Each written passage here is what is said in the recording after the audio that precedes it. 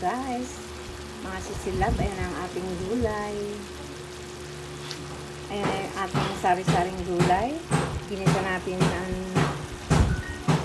gulay natin sa kangkong at sibuyas. Siyempre may ron seasoning. Yan ang nagpapasarap po sa ating gulay.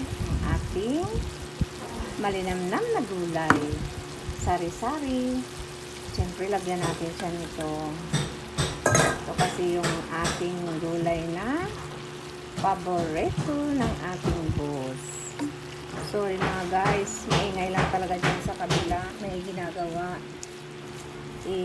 Sana naman po okay lang po itong ginagawa ko na medyo may maingay, mga kalalabs.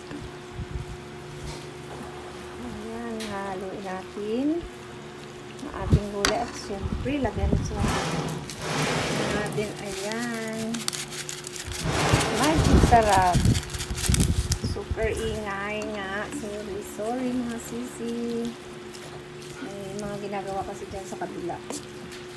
Kailangan ko kasi i-raise ito, pero kung okay lang, sana naman maging okay ang ating gulay. Ayan.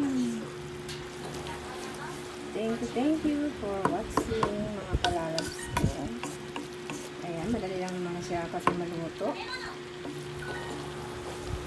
Ang sarap nito dahil kita nyo naman ang daming protina, lalo na yung kangkong, mga kalalabs ko.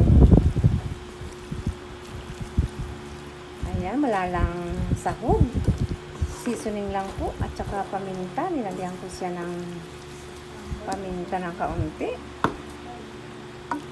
tsaka magic sarap. Siyempre yan ang nagpapasarap sa atin. Ayan, thank you for watching mga kalalabs ko. Ulam na po.